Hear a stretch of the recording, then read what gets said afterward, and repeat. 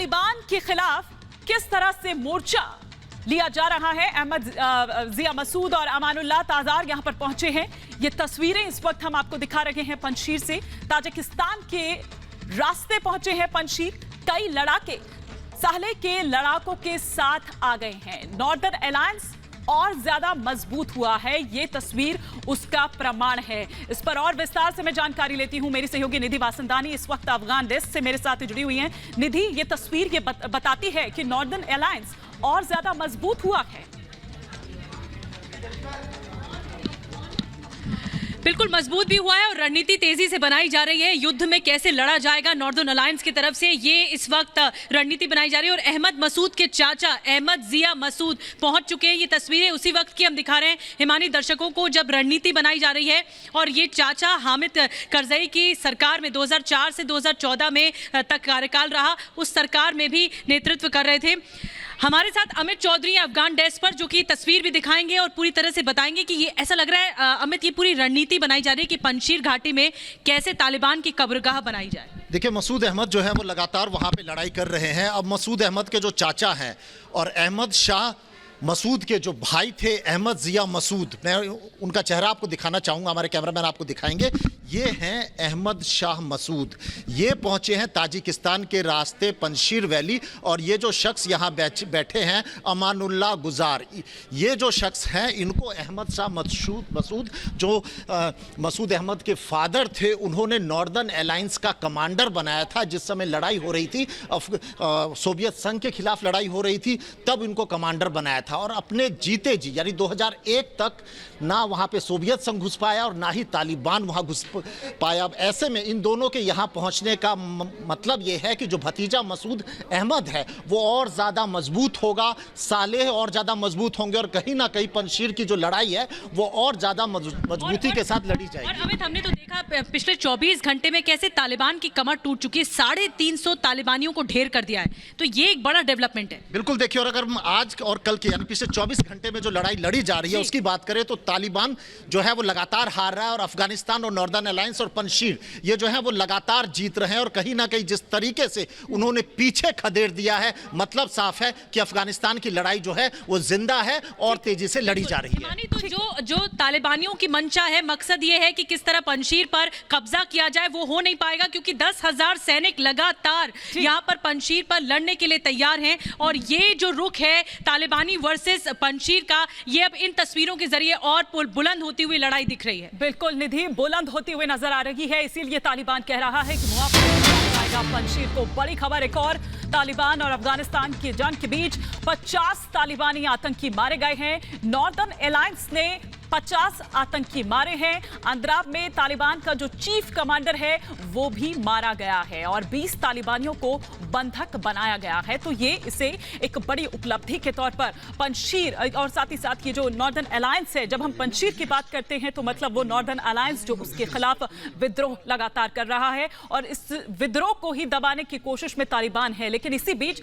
हम इस पर एक रिएक्शन लेते हैं। हमारे साथ हमारे सीनियर कंसल्टिंग एडिटर और स्ट्रैटेजिक अफेयर्स मेजर गौरव आर्या हमारे साथ जुड़ चुके हैं। मेजर गौरव, क्या आप देख रहे हैं इसको कि एक ये बड़ी उपलब्धि है, 50 आज फिर मारे गए हैं, कल 300 मारे गए थे, 20 को बंधक बना लिया गया है, क्या देखते हैं?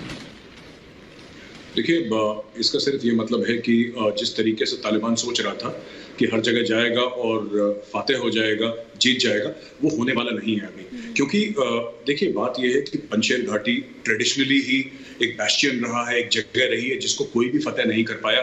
रूसी फौजें नहीं कर पाई तो तालिबान क्या चीज़ है। जब रशिया की इन्फेंट्री डिविजन्स, रशिया की आर्टिलरी डिविजन्स नहीं घुस पाई पंजशीर में, तो ये तालिबान तो ऐसे ही है, ये चलते फिरते लड़के हैं, इनके बस का है नहीं वहाँ पे कुछ ज़्यादा। हाँ, ये अटैक करते रहेंगे, ये मरते रहेंगे वहाँ पे। और जो ओवरऑल प्रोफाइल है, देखिए, जो अहमद मसूद की ओवरऑल प्रोफाइल है उसके बारे में भी मैं जिक्र करना चाहूंगा, अगर आप 1 मिनट में बात कर सको इसके मामले में। अहमद मसूद की पढ़ाई ना ईरान में हुई है, जिसका अफगानिस्तान के साथ बॉर्डर मिलता है। तो स्कूलिंग उन्होंने काफी हद तक अपनी ईरान में करी है, जो कि एक शिया मुल्क है। तो वो ईरानी लैंग्वेज भी जानते हैं अच्छी तरीके से। उनकी जो फर्दर स्कूलिंग हुई है या फर्दर एजुकेशन हुआ है लंदन में हुआ है। And he is from the royal military academy Sandhurst में, जो है सैंडहर्स्ट का जैसे कि इंडियन मिलिट्री एकेडमी है, उसी प्रकार से जो रॉयल एंड और आगे भी जैसे वॉर कॉलेज है और जगह हैं जो यूके के बड़े इंस्टीट्यूशंस हैं जो वॉर के बारे में। सो अहमद मसूद को अगर कोई भी बोले कि ये तो कल का लड़का है 32 साल का, इसको कुछ आता नहीं, ऐसी बात नहीं है। He is been trained by the world best. पहले हमें ये समझना है। दूसरी चीज ये है कि उनको एक्सपोजर है, उनको समझ है, और कहीं ना कहीं ये चीज उतनी ही जितनी जरूरी है जितने हथियार तालिबान के खिलाफ, ये उतनी ही जरूरी चीज है। ठीक है, लेकिन अभी जो खबर आ रही है एक और बड़ी, वो ये कि अहमद जिया मसूद यानी कि जो अहमद मसूद के चाचा हैं वो अब वहां पहुंच गए हैं यानी कि पंजशीर, और उनको उनके हाथों को मजबूत करने के लिए ना सिर्फ इतना बल्कि अमानुल्लाह ताजार भी पंजशीर पहुंच चुके हैं। मेजर गौरव जी बिल्कुल, ये अमानुल्लाह साहब तो इनका अफगान पॉलिटिक्स में बड़ा हाथ भी रहा है पहले, और बहुत बड़े फिगर भी थे। और बाकी ये जो लोग जो भी तालिबान के खिलाफ है, अब देखिए महाज है ना, एक फ्रंट खुलता है तालिबान के खिलाफ, एक फ्रंट खुल गया है। कौन सा फ्रंट है? Northern alliance. तो जो भी तालिबान के खिलाफ है सारे के सारे वहां पे पंजशीर तक पहुंचेंगे कि हमें, क्योंकि आपको एक झंडा चाहिए, आपको एक जगह चाहिए, आप किस झंडे के नीचे लड़ाई लड़ेंगे तालिबान के साथ। तो अब उनको झंडा मिल गया नॉर्दर्न अलायंस का। अभी ये एक नहीं है, अभी आप देखेंगे अगले 10-15 दिन में ऐसे हजारों लोग आएंगे जो कि सीधा पंजशीर जाएंगे। तो तालिबान से बहुत लोग परेशान हैं, तालिबान की हरकतों से बहुत लोग परेशान हैं। बिल्कुल बिल्कुल मेजर गौरव, आप बने रहिए। इस बीच अफगान डेस्क का एक बार फिर से हम रुख करेंगे। निधि मेरी सहयोगी वहां से लगातार अपडेट्स हम तक पहुंचा रही हैं। निधि, क्या खबर? और बिल्कुल, जैसे कि हिमानी आप बता रही हैं कि अब जो पंजशीर घाटी में मोर्चेबंदी तेज हो गई, कैसे तालिबान का मुकाबला होगा। लेकिन दो तस्वीरें मैं बताना चाहूंगी। 1996 की तस्वीर, जब तालिबान 1 से ये लोहा लिया था अहमद शाह मसूद ने। अहमद शाह मसूद जो कि अहमद मसूद के पिता, उन्होंने तालिबान को किस तरह खदेड़ा था, और उस वक्त भी पंजशीर घाटी लगातार दूर था, तनाव मुक्त था, आतंक मुक्त था। और फिर 2021 की तस्वीर, कैसे उनके बेटे लगातार तालिबान को खदेड़ रहे हैं, और इसके बाद उनके चाचा का भी साथ मिला है। अमित, 1996 में हमने देखा, वैसे 9/11 से 2 दिन पहले असैसिनेशन कर दिया गया था अहमद शाह मसूद का, लेकिन पिता की विरासत को अब अहमद मसूद आगे बढ़ा रहे। बिल्कुल, देखिए, और लगातार जो हम 96 की जो तस्वीरें दिखा रहे हैं उसमें सीधे तौर पर ये दिखा रहे हैं किस तरीके से पंजशीर वैली पर लगातार जो है वो अहमद शाह मसूद का कब्जा था, और कभी भी वो हारे नहीं। कभी भी पंजशीर वैली जो है ना सोवियत संघ उसके अंदर घुस पाई और ना ही तालिबान घुस पाए। और अब उसी तरीके से, उसी रणनीति के आधार पर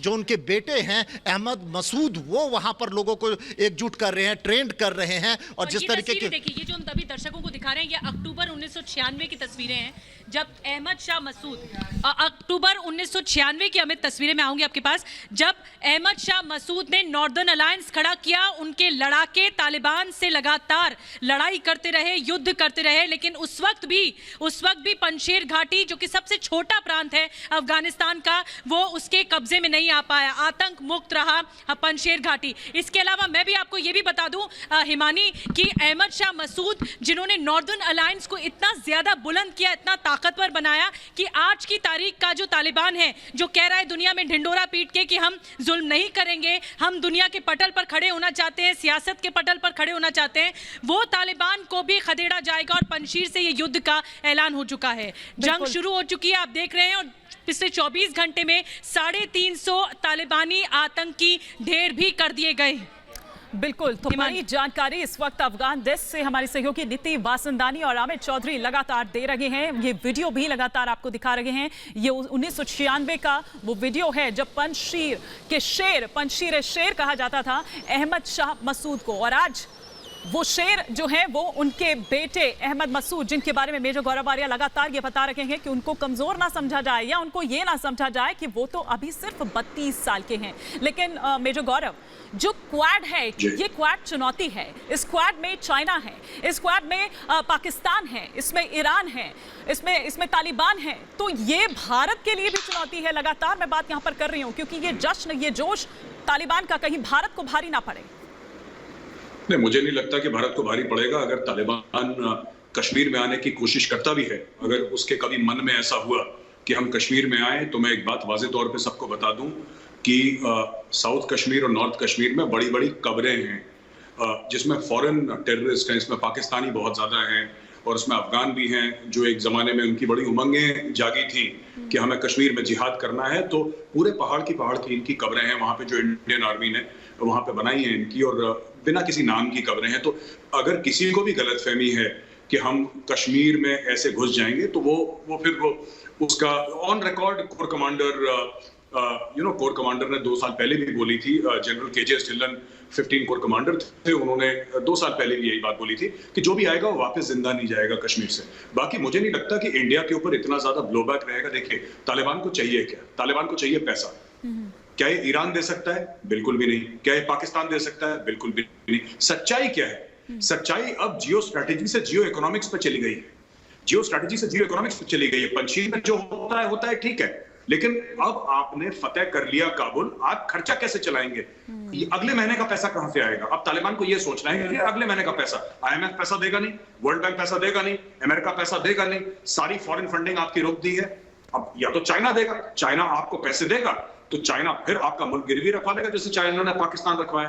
तो ईरान, पाकिस्तान, देखिए ये सब कहने वाली बातें हैं, ये नाम है बस। कि पैसे कौन देगा ये बता, मेरा सवाल है, पैसे कौन देगा? आप बता दीजिए। ईरान ये बोल दे कि साहब हम अगले महीने इनको $10 बिलियन देना है ही नहीं ईरान के पास पैसे। ईरान के पास खुद इतने सैंक्शंस है। पाकिस्तान जरा सा उछलेगा ब्लैकलिस्ट में चला जाएगा। तो it is for between the devil and the deep sea. Major Gaurav, ये इतने उतावले, जिस क्वाड की बात मैं कर रही हूँ, ये इतने उतावले क्यों नजर आ रहे हैं? चलिए, चीन को तो माना कि वो खनिज जो उसका है उस पर उसकी निगाह है, लेकिन ईरान को आप क्या देखते हैं? और साथ ही साथ मैं पाकिस्तान की बात करूं, सबसे ज्यादा खामियाजा तो उसी को भुगतना पड़ने वाला है। अभी वो हंस रहा है, अभी वो गीत गवा रहा है छोटे छोटे बच्चों से, लेकिन उसको नहीं पता कि यही उसको भारी पड़ने वाला है। एक चाइनीज भाषा में एक श्राप है, एक कर्ज है, और श्राप यह है कि be careful for what you ask, you might get it. जो आप मांगना चाहते हैं बड़ी सोच समझ के मांगिए, अगर आपको मिल गया तो फिर आप क्या करेंगे? तो पाकिस्तान अभी तक यही सोच रहा था कि अमेरिकन चले जाएं और तालिबान आ जाए। अमेरिकन चले गए, तालिबान आ गया, अब क्या? तो आपका सवाल बिल्कुल जायज है कि साहब ये बड़े खुशी मना रहे हैं, शामियाने बजा रहे हैं पाकिस्तानी, या फंसने वाले हैं। क्योंकि देखिए, ये तालिबान की मदद नहीं कर सकते। ये क्या मदद कर लेंगे तालिबान की? और तालिबान को जो चाहिए वो पाकिस्तान के पास है नहीं, ना ईरान के पास है। तो यहाँ पे चीन है, चीन डायरेक्टली तालिबान से बात कर रहा है। चीन को तालिबान से बात करने के लिए, क्योंकि उनका बॉर्डर मिलता है अफगानिस्तान से, चीन को तालिबान से बात करने के लिए दे रहा नीड पाकिस्तान। उनको पाकिस्तान की जरूरत नहीं है। एक को पैसा चाहिए, एक के पास पैसा है, कहानी खत्म। तो पाकिस्तान वैसे ही धीरे धीरे आइसोलेट होगा। आतंकवाद पाकिस्तान के अंदर बढ़ रहा है। पिछले 4 दिन में 4 टेररिस्ट अटैक हुए हैं पाकिस्तान के अंदर। हर रोज एक टेररिस्ट अटैक पाकिस्तान के अंदर हो रहा है। तो फिर पाकिस्तान देख ले वो किस सिमत जा रहा है। बिल्कुल। और जहां तक ईरान की बात करूं तो उसके लिए तो मेजर गौरव दोहरा खतरा है। मैं उस पर भी आऊंगी, क्योंकि चाहे तालिबान बढ़े या फिर आइसिल बढ़े, दोनों से ही शिया आबादी को खतरा है। ये जरूर ईरान इस पर सोच रहा होगा। लेकिन इस वक्त मैं सीधे रुक करूंगी अफगान डेस्क का, जहां पर निधि मेरे साथ जुड़ी हुई है। ओवर टू यू निधि। बिल्कुल हिमानी, आप जैसे चर्चा कर रही थी मेजर गौरव आर्या से, ये बड़ी बात है क्योंकि तजाकिस्तान सैन्य मदद कर रहा है नॉर्दर्न अलायंस को, ताकि इस पूरी लड़ाई में उसको मदद मिल सके। वहीं नॉर्दर्न अलायंस के अहमद मसूद जो हैं वो फ्रांस और यूरोप से मदद मांग रहे हैं ताकि इस लड़ाई में तालिबान को हराया जा सके। लेकिन बड़ी बात यह है कि 10,000 सैनिक तैयार हैं तालिबान की कमर तोड़ने के लिए। कल 300 आतंकियों को ढेर किया और आज अंद्राब में 50 तालिबानी आतंकियों को ढेर किया गया। इसी पर ही एक रिपोर्ट आप तक पहुंचाते हैं।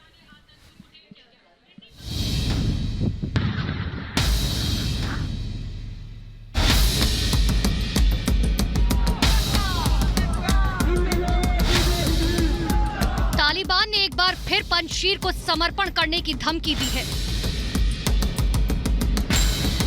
पंजशीर घाटी के पास पहुंच चुके तालिबान ने चेतावनी देते हुए कहा कि पंजशीर समर्पण करें या फिर अंजाम भुगतने के लिए तैयार हैं। एक तरफ तालिबान के लड़ाके पंजशीर के शेरों को अल्टीमेटम दे रही हैं, वहीं दूसरी तरफ उसी तालिबानी के लड़ाके पंजशीर में ढेर हो रही हैं। पंजशीर पर कब्जे का सपना देखने वाले ये तालिबानी लड़ाके हमेशा के लिए मौत की नींद सो चुके हैं। अहमद मसूद के लड़ाकों ने तालिबान पर घात लगाकर हमला किया, जिसमें 300 तालिबानी लड़ाके मारे गए। पंजशीर एकमात्र ऐसा इलाका है जो आज तक किसी का गुलाम नहीं बना। ब्रिटेन, रूस और अमेरिका जैसे ताकतों के सामने भी पंजशीर के शेर नहीं झुके। अफगानिस्तान में साल 1996 में जब तालिबान का राज था, तब भी पंजशीर आजाद बना रहा और इसीलिए एक बार फिर काबुल पर कब्जे के बाद तालिबान पंजशीर पर कब्जा करना चाहता है। तालिबान ने पंजशीर को घेरने के लिए 10,000 लड़ाके भेजे हैं। तालिबानी लड़ाके के हर हमले का जवाब देने के लिए पंजशीर में अहमद मसूद की सेना तैनात है। पंजशीर घाटी चारों तरफ से पर्वतों से घिरा है और इसी पर्वत पर पंजशीर के शेर तैनात हैं। इन पर्वतों से पंजशीर पहुंचने वाले हर रास्ते पर नजर रखी जा रही है। ऊपर पर्वत पर तैनाती से लेकर नीचे घाटी में झील किनारे भी पंजशीर की सेना तैनात है। पंजशीर सेना के ये टैंक तालिबानी लड़ाकों को नेस्तनाबूद करने के लिए तैयार हैं। तालिबान को ढेर करने के लिए पंजशीर के लड़ाकों को लगातार ट्रेनिंग दी जा रही है। साफ है, पंजशीर घाटी तालिबान के साथ भीषण युद्ध के लिए तैयार है। इसी बीच तालिबान के खिलाफ नॉर्दर्न अलायंस की हुंकार भरते हुए तस्वीरें सामने आ रही हैं। नई तस्वीर में मसूद के लड़ाके हथियार उठाए हुए हैं। काबुल पर तालिबानी कब्जे के बाद से उपराष्ट्रपति अमरुल्लाह सालेह भी पंजशीर में रह रहे हैं। सोशल मीडिया पर तेजी से वायरल हो रहे वीडियो में अमरुल्लाह सालेह पंजशीर में बच्चों के साथ खेलते नजर आ रहे हैं। अमरुल्लाह सालेह के इस वीडियो से साफ है, तालिबान लड़ाकों के खिलाफ पंजशीर की तैयारी पूरी है। Bureau report, Republic Bharat.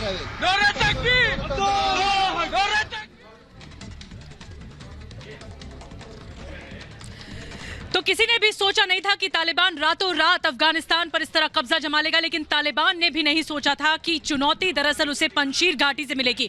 और इस वक्त ताज़ा तस्वीरें काबुल एयरपोर्ट पर आ रही है, क्योंकि लाखों लोग अब भी इंतजार कर रहे हैं कि कैसे उन तक मदद पहुंचेगी, कैसे वो दूसरे मुल्क में शरण ले पाएंगे। अपने मुल्क के हालात उनके बहुत ज्यादा खराब हैं। काबुल में पूरी तरह से कब्जा है। अमित चौधरी मेरे साथ अफगान डेस्क पर हैं। ये ताज़ा तस्वीरें सामने आई है अमित, जिसमें देखिए महिलाएं भी, कई महिलाएं, सैकड़ों महिलाएं दिख रही हैं जो इंतजार कर रही हैं। देखिए महिलाएं हैं, बच्चे हैं, और ये जो एयरपोर्ट, काबुल एयरपोर्ट है, उसी का इलाका है, वही जगह है। और यहाँ पर आप देख सकते हैं कितनी भीड़ जो है वो लगातार यहाँ पर खड़ी है और इस इंतजार में है कि किसी तरीके से एयरपोर्ट के अंदर इनको एंट्री मिल जाए और वो देश छोड़ के जाए। ये फेंसिंग बाहर है, ये एयरपोर्ट की फेंसिंग है। मैं एक बार बताना चाहूंगी दर्शकों को, और अंदर की तस्वीरें भी देखिए, यहाँ पर भी सैकड़ों लोग हैं। बिल्कुल, और देखिए ये सब लोग ये देश छोड़कर इसलिए जाना चाहते हैं क्योंकि कहीं ना कहीं उन्हें तालिबान के आतंकवाद से परेशान है, उनकी दहशत से परेशान है, और ज़्यादा से ज़्यादा लोग चाहते हैं कि वो इस मुल्क को छोड़कर चले जाए। मतलब साफ है कि जो अफगानी जिन्होंने हार मान ली है वो कहीं ना कहीं इस कोशिश में है कि जल्द से जल्द इस देश को। हिमानी, बड़ी बात यहाँ पर यह कि लोग सरेंडर नहीं करना चाहते, इस जुल्म के आगे झुकना नहीं चाहते। कई लोग आक्रोशित हैं, कई अंद्राब में, जैसा कि हम देख रहे हैं, बानू में देख रहे हैं कि कैसे लोग रिटेलिएट कर रहे हैं। लोग आक्रोशित होकर सड़कों पर निकले हैं तालिबान के कहर के खिलाफ, और इसी वजह लोग दिखा रहे हैं।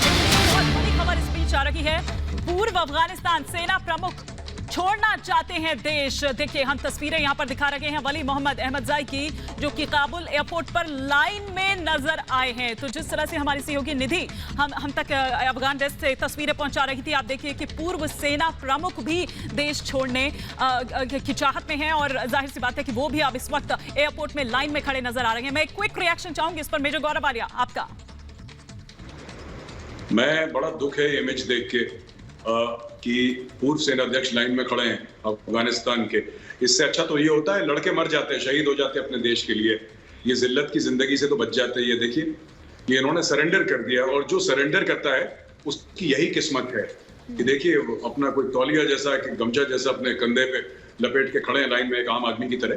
वो कोई बड़ी बात नहीं है, ना बुरी बात है कि आम आदमी की तरह खड़े हैं, लेकिन अपने ही देश से भाग रहे हैं बिना लड़े। फौजी का वो क्या होता है ना, धर्म क्या होता है जिसको कहते हैं, फौजी का फर्ज क्या है। आप हारे या जीते उससे कोई फर्क नहीं पड़ता, पर आप मैदान जंग से भागिए मत, है ना। हमारे पास तो इतनी कहानियां हैं इंडियन आर्मी की। 1962 की कहानी ले लीजिए, क्या वो हम जंग जीते थे चाइना से? नहीं जीते थे, हम वो जंग हारे थे, लेकिन हमने पाकिस्तानी आर्मी की तरह सरेंडर नहीं करा। रिजांगला में 122 फौजी 3000 से लड़ गए, 114 ने अपनी जानें दी थी एक रात पे, लेकिन सरेंडर नहीं करा। विजय या वीरगति, ये इंडियन आर्मी का इतिहास है। और इसको देखिए, जिसकी फोटो आप दिखा रहे हैं, ये पूर्व सेना प्रमुख, ये है पूर्व सेना प्रमुख, ये है पूर्व सेना प्रमुख। देखिए ये भाग रहे हैं वहां से डर के मारे। अरे मर जाता वहां, देश के नाम पे मर जाता, लोग कम से कम सलाम तो करते हैं इसको। लोग हर समय इमेज याद रखेंगे कि चुपचाप लाइन में खड़ा था। कोई इसको यूनिफॉर्म में याद नहीं रखेगा, लोग इसलिए याद रखेंगे कि ये चुपचाप लाइन में खड़ा था भागने के चलते। ये देखिए सामने, it's a matter of great shame for any soldier, matter of great shame कि लड़ाई के मैदान से भाग गया। और ये शेम मेरे ख्याल से पिछले कई दिनों में मेजर गौरव हमने कई बार इस तरह की तस्वीरें देखी, चाहे तमाम जो मंत्री हो, नेता हो, वो यहाँ से भागे हो, इंटीरियर मिनिस्टर हो, फाइनेंस मिनिस्टर हो, खुद अशरफ गनी हो, तो ये तस्वीरें तो पिछले कई दिनों में हमने इस तरह की देखी है। कह रही है, मैं मना नहीं कर रहा, लेकिन वो पॉलिटिशियंस हैं, वो भागेंगे, वो झूठ बोलेंगे, वो गलत वादे करेंगे, वो फरार हो जाएंगे, सब ठीक है। वो गलत है, लेकिन हाँ कहीं ना कहीं वो समझ में बात आती है। ये फौजी है जिसकी आप फोटो दिखा रहे हैं, ये फौजी है, इसका काम है मरना मारना देश के लिए, इसका काम है दुश्मन को मारना। ना इसने वो करा, अगर ये दुश्मन को नहीं मार पाता तो देश के लिए मर जाता ये तो जिंदा खड़ा है। ना इसने मारा ना ये मरा, फिर ये किस काम का है? अशरफ गनी से बड़ा गुनहगार तो ये है। अशरफ गनी ठीक है चला गया, कोई बात नहीं, वो तो पॉलिटिशियन था ना, तो we don't hold them to very high moral standards, but he is a soldier, he should have died fighting. ये क्या कर रहा है वहां पे एयरपोर्ट में, ये गमछा जैसा पहन के? It's shameful. ठीक है, ही इज अ सोल्जर। ठीक है सर, मैं वापस उसी पॉइंट पे लौटूंगी जिस पर मैं बात कर रही थी, जिस 4 क्वाड में से अब मैं बात करूंगी ईरान की। सर, आपको नहीं लगता है कि ईरान के लिए तो दोहरा खतरा है, क्योंकि अमेरिका की प्रेजेंस की वजह से वो कम से कम इससे बचा हुआ था और निश्चिंत था, लेकिन अब तो ये दोहरा है, चाहे तालिबान बढ़े या फिर आइसिल बढ़े। देखिए, 2 चीजें हैं जो सबसे आगे आती हैं इसमें। पहली चीज ये आती है कि ईरान शिया मुल्क है और ईरान कितने भी शामियाने बजा ले, तालिबान के लिए ईरान काफिर है, और जब ये मिलेंगे एक दूसरे के गले काटेंगे, क्योंकि आज से नहीं 1400 साल से यही होता आ रहा है। मतलब इसमें मैं कोई नई बात नहीं बता रहा, आप ये मत सोचिएगा कि मेजर गौरव आर्या ने कोई नई बात बता दी है, 1400 साल पुरानी बात है, और ईरान भी कट्टर है और ये तालिबान भी कट्टर है। दूसरी चीज, बलूचिस्तान जो है वो ईरान के अंदर भी है, ये लोग भूल जाते हैं। बलूचिस्तान सिर्फ पाकिस्तान के अंदर नहीं है, ईरान के अंदर भी बहुत बड़ा हिस्सा बलूचिस्तान का है। अब हमें देखेंगे अगले कुछ हफ्तों में कि क्या असरात होते हैं बलूचिस्तान के अंदर। ठीक है, लेकिन तालिबान के प्रतियोगी अगर आइसिल की मैं बात करूं, क्योंकि ये अगर बढ़ता है तो जाहिर सी बात है कि जिस खुरासान की हम बात कर रहे थे मॉड्यूल की, वो पांव पसारेगा। नहीं, बिल्कुल पसारेगा। खुरासान का मॉड्यूल तो पांव पसारना शुरू कर दिया उसने। और ये कोई बात, देखिए बात ये है ना कि लोग समझते हैं तालिबान अलग है और लोग समझते हैं इस्लामिक स्टेट अलग है। नहीं, बिल्कुल नहीं। तालिबान के कई फाइटर्स ने इस्लामिक स्टेट ज्वाइन करा है, और ये इसलिए ज्वाइन करा है क्योंकि पश्तून बेल्ट से उनकी बड़ी हायरिंग है और उनकी रिक्रूटमेंट है। बिल्कुल जैसे कि एक कंपनी की हायरिंग और एक कॉर्पोरेट सेक्टर की रिक्रूटमेंट होती है, इस्लामिक स्टेट ने वेबसाइट्स का यूज करा है। मैं इसलिए वर्ड हायरिंग यूज कर रहा हूं, मैं इसलिए वर्ड रिक्रूटमेंट यूज कर रहा हूं। पाकिस्तान के कबायली इलाके खैबर पख्तूनख्वा से इस्लामिक स्टेट में कई हजारों की तादाद में लोग गए हैं। वो क्यों गए हैं? क्योंकि वो बिलीव करते हैं, इनका माइंडसेट एक ही है। तालिबान का और इस्लामिक स्टेट में ideologically these people are the same. इसलिए ओसामा बिन लादेन को शह देने वाला तालिबान, पहली चीज। और कहां पे पकड़ा गया? पाकिस्तान के अंदर। So all these people are ideologically aligned, इनमें कोई फर्क नहीं है। जहां तक इनकी मानसिकता है वो एक है। बिल्कुल, मानसिकता एक है, और मानसिकता ये भी है कि जो भी सीमावर्ती जिस तरह से हम बता रहे हैं उसको इस्लामिक राष्ट्र बनाने की वो जो एक परिकल्पना है, जिस पर वो तमाम क्वाड्स की हमने यहाँ पर बात की है। लेकिन जो ये तस्वीरें 2 हम दिखा रहे हैं, ये बहुत अहम तस्वीरें हैं, और इसको बहुत ही अच्छे से डिस्क्राइब किया है यहाँ पर मेजर गौरव आर्या ने कि आप ये देखिए कि इनको तो लड़ना चाहिए था। वो देश जिनकी हिफाजत की आप ये कह सकते हैं कि जिम्मेदारी इनके हाथों में है, अगर वही हाथ कट जाए या वही हाथ इस तरह से मजबूर नजर आए, मैं मजबूर भी नहीं कहूँ कि मेजर गौरव आर्या, मजबूर तो इनकी डिक्शनरी में तो मजबूरी नहीं होती, क्योंकि हमारी सेना को तो नहीं सिखाई जाती, और मेरे ख्याल से आपसे बेटर तो कौन बता सकता है इसको। नहीं, ठीक है, मैं वही आपसे कह रहा हूं, बार बार ये कह रहा हूं, लड़ाई में हार और जीत होती है, और कोई हार जाए, लड़के अपनी जान दे दे, उसमें कोई शर्म नहीं है। लेकिन इस तरीके से ये शख्स जो है, मुझे प्रॉब्लम क्या हो रही है अभी, मुझे दुख किस बात का है कि लड़ा भी नहीं, इसने कोशिश भी नहीं करी, इसने हथियार भी नहीं उठाए, इसने अपने लोगों को बोला सरेंडर करो।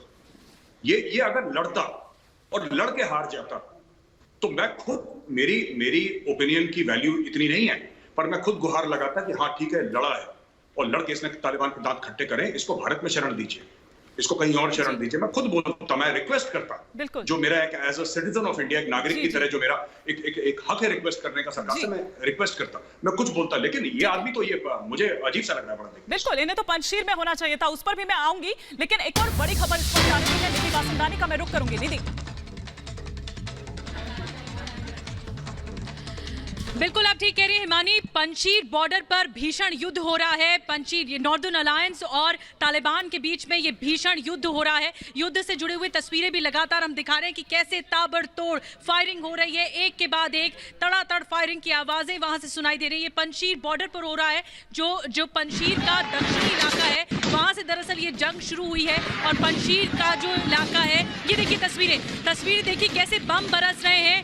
तालिबान भागा है, तालिबान की कमर टूटी है और एक के बाद एक फायरिंग की आवाज़ें सामने आ रही हैं, फायरिंग की आवाज़ें सामने आ रही हैं। कई आतंकी तालिबान के ढेर किए गए हैं और अब तक आपको बता दें जो बगलान प्रांत का अंद्राब जिला है वहाँ पर 300 तालिबानी आतंकी ढेर किए गए। फिर आज बानू जो इलाका है वहाँ पर भी 50 तालिबानी आतंकी ढेर किए गए। लेकिन पंशीर की लड़ाई तेज होती जा रही है, ये युद्ध भीषण होता जा रहा है और नॉर्दर्न अलायंस की जो सेना है उसने मोर्चा संभाल लिया है तालिबानी आतंकियों के खिलाफ और 24 घंटे में जैसे कि तालिबान की कमर टूटी है, तालिबान को खदेड़ा गया है।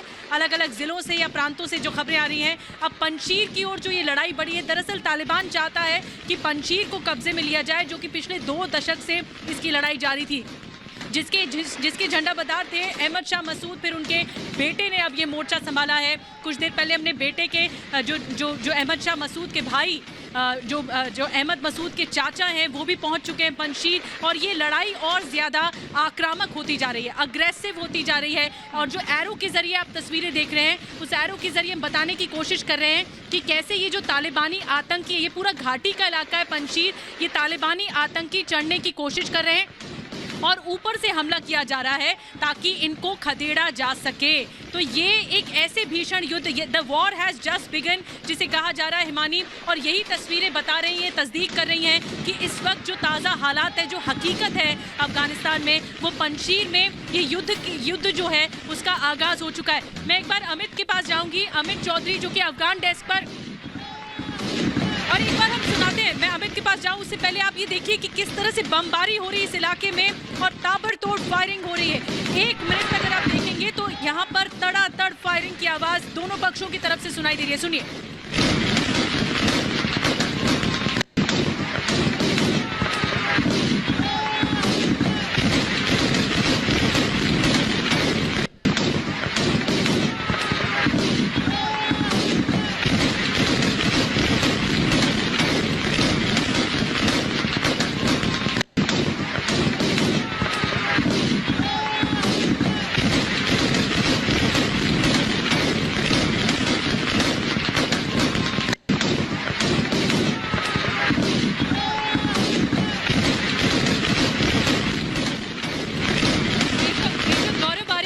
बने हुए सीनियर कंसल्टिंग एडिटर बेशा, इन तस्वीरों को देखकर आपको क्या एक तरह से रोंगटे खड़े कर देने वाली तस्वीरें और ये बताती हैं the war has just begun. नहीं, बिल्कुल आप ठीक कह रही हैं, तो वॉर हैज जस्ट बिगन। और इसमें एक और बात ये भी है कि तालिबान को लग रहा था कि जैसे कंपनी गार्डन में चलते चलते वो लोग काबुल में घुस गए तो ये लोग पंशीर घाटी में भी टहलते टहलते कंपनी गार्डन में पहुंच जाएंगे, लेकिन वहां पे उनको स्वागत जो है दूसरे किस्म का मिला। वो स्वागत नहीं मिला जो सोच रहे थे कि उनको मिलेगा। और वहां पे लोग तैयार हैं, बिल्कुल उनके पास वेपन्स है, इक्विपमेंट है। मैं नॉर्दर्न अलायंस की बात कर रहा हूँ। और तालिबान जितनी भी कोशिश करे, जितनी बार भी आए, उनका स्वागत इसी प्रकार से होगा जैसा आप स्क्रीन पे देख रही हैं। ये काम, जैसे मैं बार बार कह रहा हूँ, ये कई सदियों से यही काम पंशीर वाले करते आए हैं। कई लोग आए, बहुत पहले अंग्रेज भी आए थे एक बार, कि सोचा कि ऐसे मसल देंगे पंशीर घाटी को अपने हाथों से। और कई लोग आए कि हम ऐसे नस्ल नाबूद कर देंगे। पंशीर अभी भी वैसे ही खड़ा है जैसे पंशीर खड़ा था। तो ये इसमें कोई किसी को शक न रहे कि कुछ ये कर पाएंगे। कभी भाग रहे हैं तालिबानी, और भागेंगे और आएंगे और मारे जाएंगे। कल 300 मरे थे, आज 50 मरे। पिछले 24 घंटे में 350 तालिबानी मर चुके हैं, कई सरेंडर कर चुके हैं और कई घायल हैं। ये सच्चाई है पंशीर घाटी की। बिल्कुल। तो अब आप कहाँ जाता हुआ देख रहे हैं मेजर गौरव, क्योंकि सही मायने में जैसे मेरे सहयोगी निधि ने भी कहा कि वॉर तो अब शुरू हुई है, तो अब आप कहाँ देख रहे हैं जाते हुए, क्योंकि अभी तक तो पलड़ा भारी पंशीर का ही नजर आ रहा है, नॉर्दर्न अलायंस का ही नजर आ रहा है। देखिए, इनको तालिबान को क्या करना चाहिए कि तालिबान बेसिकली टेररिस्ट आउटफिट है, आतंकवादी संगठन है। तो इनको सरकार कैसे चलाई जाती है इनको आइडिया है नहीं। पहले भी इन्होंने चलाई थी, लोगों को पता नहीं लगा क्योंकि मीडिया, सोशल मीडिया था नहीं। अब इनकी पोल खुल रही है सबके सामने। अब जहां तक पंशीर घाटी की बात है, पंशीर घाटी का ये है कि अगर ये छोड़ देते पंशीर घाटी को कुछ समय के लिए और फोकस करते कि अपनी चीजें थोड़ा सा मजबूत करें, और फिर मजबूत करने के बाद ये पंशीर घाटी को करते अटैक या पंशीर घाटी से बातचीत करते, तब तक पंशीर घाटी से बातचीत करते 5-6 दिन कुछ नहीं करते। ठीक है, आप अपनी जगह रहो, हम यहाँ। और जब ये मजबूत हो जाते तब करते। ये एक्चुअली क्या है, ये मुझे लगता है तालिबान वाले भी पाकिस्तानी मीडिया देखते हैं। पाकिस्तानी मीडिया ने इनका दिमाग खराब कर दिया ये बोल के कि तुम सब 8-8, 10-10 फुट लंबे हो और तुम ऐसा हाथ मारोगे तो पंशीर घाटी गिर जाएगी। ये भी मुझे लगता है जितने भी ये तालिबान के फाइटर्स हैं, all of them watch Pakistani media, इसलिए इन सबके दिमाग खराब होते हैं। ठीक है मेजर गौरव, आप बने रहिए हमारे साथ। इस बीच एक और बड़ी खबर आ रही है, उसका हम रुख करते हैं।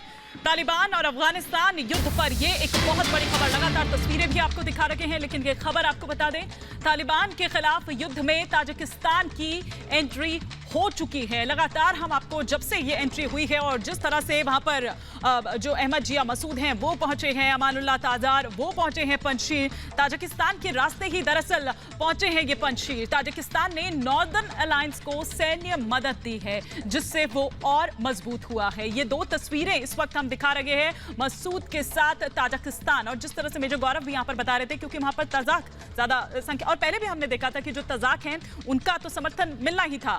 फिर उसके बाद जो कबीले के सरदार हैं वो भी बाद में, मेजर गौरव अगर मैं गलत नहीं हूं तो वो बाद में जुड़े थे। ये दो तस्वीरें हम दिखा रहे हैं कि किस तरह से वो चॉपर यहां पर आता है। ये वही चॉपर है जिसके जरिए ताजिकिस्तान ने सैन्य हथियार भेजे हैं। मेजर गौरव जी, और हमें एक बात नहीं भूलनी चाहिए जब हम हथियारों की बात कर रहे हैं, और ये बात मैंने पहले भी जिक्र करी थी कि हथियार जो सोवियत के पहले पार्ट थे यूएसएसआर के, ये तजाकिस्तान, उज्बेकिस्तान वगैरह, ये एक बहुत बड़ा आर्मामेंट्स मैन्युफैक्चरिंग सेंटर था सोवियत रशिया के अंदर।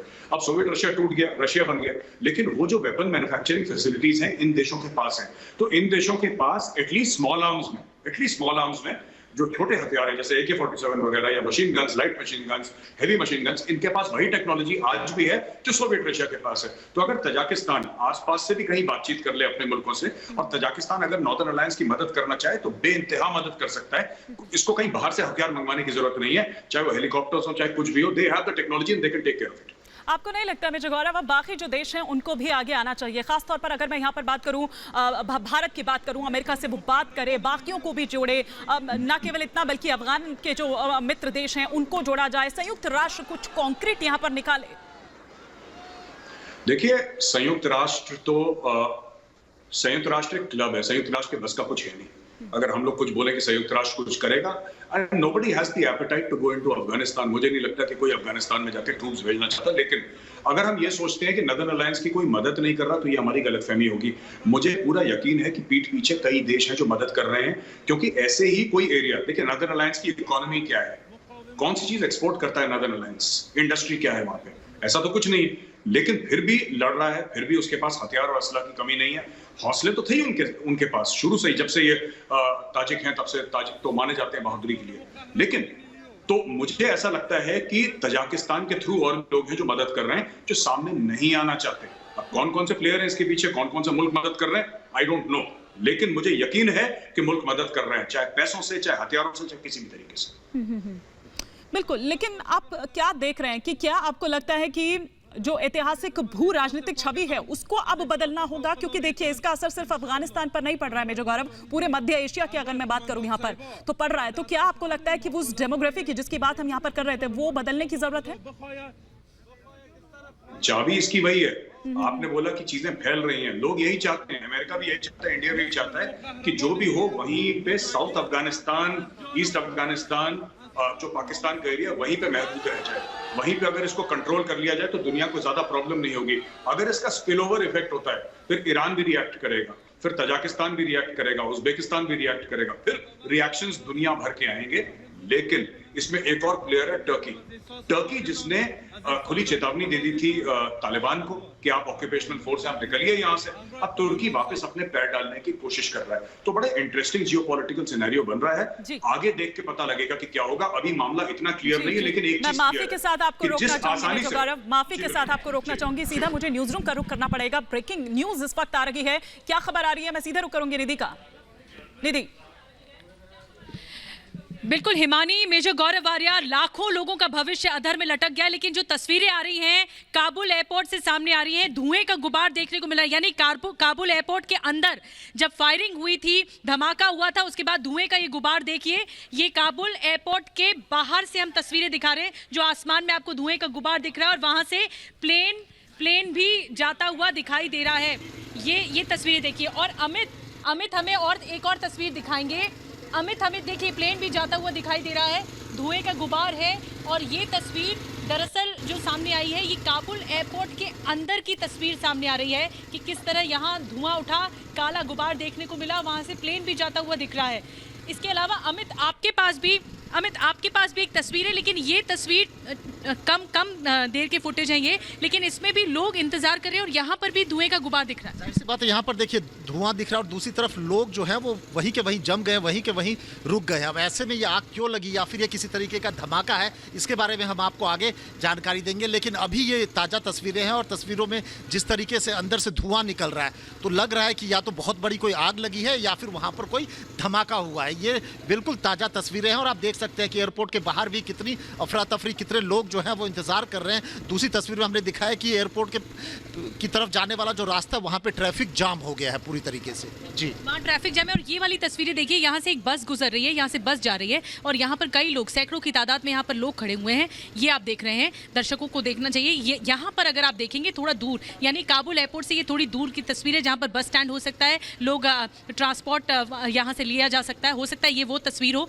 ये वो इलाका हो। और यहाँ पर ये एयरपोर्ट की तस्वीर है जिसका क्लोज शॉट हमने दिखाया, जो प्रताप हमें दिखा रहे थे यहाँ पर अफगान डेस्क में है, जो ये क्लोज शॉट है। ये देखिए यहाँ पर ट्रैफिक जैम भी देखने को मिल रहा है और उसके बाद आप यहाँ पर तस्वीर देखिए कि कैसे धुएं का एक गुबार देखने को मिल रहा है और यहीं से आप देखेंगे कि एक प्लेन भी उड़ान भरता हुआ दिखाई देगा। तो ये काबुल एयरपोर्ट की तस्वीर है कि लोग इंतजार कर रहे हैं, लोगों का इंतजार की तस्वीरें तो हमने दिखाई, लेकिन ये फ्रेश शॉट्स सामने आए हैं। ये शॉट्स और ये फुटेज में आपको देखिए ये प्लेन जाता हुआ दिखाई दे रहा है। इससे आप समझा जा सकता है कि काबुल एयरपोर्ट पर लगातार फायरिंग हुई होगी और उसके बाद ये धुएं का गुबार। ये देखिए प्रताप हमें दिखा रहे हैं इस डेस्क पर, अफगान डेस्क पर। मैं चाहूंगी कि अनूप आप दिखाएं, जो वीडियो जर्नलिस्ट हैं यहाँ पर। देखिए ये वाली तस्वीरें देखिए, इसमें आप देख सकते हैं, क्लियरली देख सकते हैं यहाँ पर आप, ये बहुत स्पष्ट तस्वीरें हैं कि यहाँ पर धुएं का गुबार आप देख रहे हैं, आसमान में उड़ता हुआ काला धुएं का गुबार और यहाँ से एक प्लेन जाता हुआ दिखाई दे रहा है, जिससे समझा जा सकता है कि वहाँ पर कितना अफरा तफरी का माहौल होगा, कितनी भगदड़ मची होगी, कितनी फायरिंग हो रही होगी, क्योंकि काबुल पूरी तरह से जद में आ चुका है तालिबानियों के और इस वजह से काबुल के हालात काफ़ी ज़्यादा चिंताजनक बने हुए हैं। कई लोग वहाँ पर अब भी हिमानी इंतज़ार कर रहे हैं, इस इंतज़ार में कि कैसे उन्हें शरण मिलेगी, कैसे वो महफूज रह पाएंगे। और हजारों की तादाद में अब भी काबुल एयरपोर्ट पर इसी तरह से असमंजस की स्थिति बनी हुई है। बिल्कुल निधि, जो तस्वीरें आप दिखा रही हैं ये बहुत ही दर्दनाक तस्वीरें हैं, रोंगटे खड़ी कर देने वाली तस्वीरें हैं, क्योंकि देखिए 15 अगस्त का दिन और आज 23 अगस्त हो चुके हैं, यानी कि आज 9वां दिन है, लेकिन तस्वीरें वैसी ही सामने आ रही है और ये जो हालात हैं वो कंट्रोल करनी बहुत ज्यादा जरूरी है। लेकिन आइए कुछ और तस्वीरें हम यहाँ पर आपको दिखाते हैं और बताते हैं कि तालिबान की जो हार हुई है एक के बाद एक, जिस तरह से हम देख रहे हैं, वो क्या 5 बड़ी वजह है। ये देखिए, भारी मात्रा में हथियार देकर मसूद की जो मदद की गई है, दरअसल ये भी एक है कि भारी मात्रा में जो हथियार पहुंचे, ताजिकिस्तान ने मसूद को ये हथियार भेजे हैं। थोड़ी देर पहले वो हेलीकॉप्टर हम आपको दिखा रहे थे, वो चॉपर हम आपको दिखा रहे थे, तो मसूद के साथ ताजिकिस्तान आया है। और जिस तरह से मेजर गौरव कह रहे थे कि भले ही सामने कोई नहीं दिखाई दे रहा इसके अलावा कोई देश, लेकिन बाकी अगर हम बात करें तो देश जरूर उनको मदद कर रहे हैं। तालिबान के खिलाफ मसूद के साथ कमांडर रेजिस्तानी जिनका साथ मिल रहा है, सैकड़ों लड़ाकों के साथ मसूद के साथ ये जो रेजिस्तानी है ये जुड़े हुए हैं, जो मसूद को और ज्यादा मजबूत करते हैं। और इसीलिए पंजशीर में हम देख रहे हैं कि 350 तालिबानी ढेर हो चुके हैं। तो ये तालिबान की 5 बड़ी वजह हार की है। और तीसरी वजह हम बताते हैं, नॉर्दर्न अलायंस जिस तरह से मजबूत होता जा रहा है, पंजशीर और अंद्राब में 350 जो तालिबानी लड़ाके हैं उनको ढेर कर दिया गया है। 20 ये बताए जा रहे हैं कि उन्हें बंधक भी बनाया गया है। ये चौथी बड़ी वजह, पंजशीर की लड़ाई में भागते हुए तालिबानियों का ये वीडियो देखिए, अगर आप गौर करें यहाँ पर ये सर्कल जो रेड आपको दिखाई दे रहा है, दरअसल ये तालिबानी हैं जो वहां मैदान छोड़कर भाग रहे हैं, या फिर यूं कहिए कि डरकर भाग रहे हैं। ये 5वीं वजह, कल मारे गए 300 आतंकियों में एक पाकिस्तानी भी है। देखिए मेजर गौरव आर्या, लगातार जो पाकिस्तान और तालिबान का गठजोड़ है ना, इसके प्रमाण मिलते रहते हैं। इमरान खान चाहे कुछ कह लें। नहीं, बिल्कुल देखिए, और हमें ये नहीं भूलना चाहिए कि पाकिस्तान दे क्या सकता है अफगानिस्तान में। ये टेररिस्ट दे सकता है, आतंकवादी दे सकता है, दहशतगर्द दे सकता है, और पाकिस्तान के पास है क्या? पाकिस्तान क्या बोलेगा? बड़ी बड़ी बातें आजकल पाकिस्तानी मीडिया में हो रही है कि रिकंस्ट्रक्शन ऑफ अफगानिस्तान, यानी कि दोबारा जो अफगानिस्तान को बनाया जाएगा उसमें पाकिस्तान, ये खुद का पाकिस्तान रिकंस्ट्रक्ट नहीं कर पा रहे। तो जो आपने आई कार्ड दिखाया पाकिस्तानी का, यही है पाकिस्तान का टॉप एक्सपोर्ट, यही है, and top and only export. इसके अलावा पाकिस्तान कुछ नहीं दे सकता। और आप ये देखिए कि जब वो वापस पहुंचते हैं मेजर गौरव, तो वहां पर जश्न मनाया जाता है और गोलियों से उनको, मतलब आप समझ सकते हैं क्योंकि गोली की भाषा जानते हैं, तो इसलिए जश्न भी वैसे ही मनाया जाता है। सड़कों पर खुलेआम फायरिंग की जा रही थी। नहीं, बिल्कुल यही करते हैं ये लोग। क्योंकि दहशतगर्द कैसे सेलिब्रेट करेगा, ताली तो बजाएगा नहीं। उसने AK-47 करी हवा में, 30 राउंड निकाल दिया उसने एक और उसकी तरफ से, मतलब that is his celebratory mode, that is what they do. But in the end अगर आप जो पाकिस्तान का, मुझे लगता है कि हम लोगों को पूरी तरीके से पाकिस्तान को एक्सपोज करना पड़ेगा, उसका नेक्सस। और सबसे बड़ी एक्सपोजर किस चीज का होगा? पाकिस्तान तालिबान के साथ है, ये बात तय है, लेकिन तालिबान के खिलाफ उसने अमेरिका से पैसा खाया, अमेरिका के खिलाफ उसने तालिबान के साथ हाथ में हाथ डाल के ऑपरेशंस करे। तो ये पाकिस्तान का सिर्फ ये नहीं कि तालिबान, उसने तालिबान को भी धोखा दिया है, उसने अमेरिका को भी, ये दोनों तरफ से उसने चीजें पकड़ी हैं, पैसे भी पकड़े हैं, और जो तालिबान का रसूख है वहां पे उसका भी फायदा उठाने की कोशिश करी। मुझे लगता है कि दोहरा चेहरा जो है पाकिस्तान का, इसको एक्सपोज करने की बहुत ज्यादा जरूरत है। डबल गेम खेल रहा है और डबल स्टैंडर्ड समझ आ रहे हैं, लेकिन पेशावर अटैक आखिर कैसे भूल सकता है? बच्चों की बात उस पर भी आऊंगी, लेकिन एक और बड़ी खबर आ रही है कि तालिबानियों के आने के बाद से जो स्थानीय लोग हैं वो अब अंद्राब छोड़ने को मजबूर हो गए हैं। सैकड़ों लोग अंद्राब से जा रहे हैं, जिसका वीडियो अब सामने आया है। आपको बता दें कि कल तालिबानियों ने कई बच्चों को बंधक बना लिया था। देसाले जिले में तालिबानियों से ये जंग जारी है। स्थानीय लोग युद्ध वाली जगहों से हटना शुरू हो गए हैं, क्योंकि उन्हें डर है कि कहीं ऐसा ना हो कि फिर से अंद्राब को कैप्चर कर लिया जाए। क्योंकि आप ये देखिए कि अब जो उनके पिता हैं, जिन बच्चों को बंधक बनाया गया है, उन्हें दरअसल अगवा किया गया और उनके पिता जो हैं उनको ये कहा जा रहा है कि आप आकर सरेंडर करिए। तो ये हम तस्वीरें आपको दिखा रहे हैं, साथ ही साथ हम आपको ये दिखा रहे हैं कि जो एक खौफ है वो साफ तौर पर लोगों में देखा जा रहा है। और आइए अब आपको हम दिखाते हैं कि किस तरह से जो नॉर्दर्न अलायंस है वो लगातार मजबूत हो रहा है। अभी हमने आपको वो 5 बड़ी वजह दिखाई, लेकिन आप देखिए कि उसकी उपलब्धि है ये कि कल 300 तालिबानी लड़ाकों को मारा जाता है, आज 50 को और 20 बंधक भी बनाए जाते हैं। ये अलग बात है कि तालिबान ट्वीट करके इसको सिरे से खारिज कर रहा है, लेकिन उसका प्रमाण सामने आया है, उसका वीडियो भी सामने आया है। ये रिपोर्ट देखिए।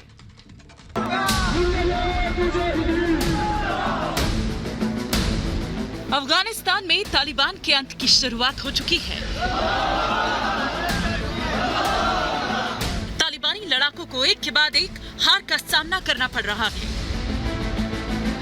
पूरे अफगानिस्तान पर राज करने का ख्वाब देख रहे तालिबान को नॉर्दर्न अलायंस के लड़ाकों ने धूल चटा दी, और इसी का नतीजा है कि कुंदूज में तालिबान के गवर्नर को आत्मसमर्पण करना पड़ा। वहीं बकलान में भी तालिबान के डिप्टी गवर्नर ने घुटने टेक दिए। अफगानिस्तान के कपिसा प्रांत में भी तालिबान के खिलाफ किलेबंदी हो चुकी है। कल ही कपिसा प्रांत में तालिबान के 12 लड़ाके मारे गए थे, और अब नॉर्दर्न अलायंस ने कपिसा प्रांत के साथ संधि कर तालिबान के खिलाफ लड़ाई को और मजबूत कर दिया।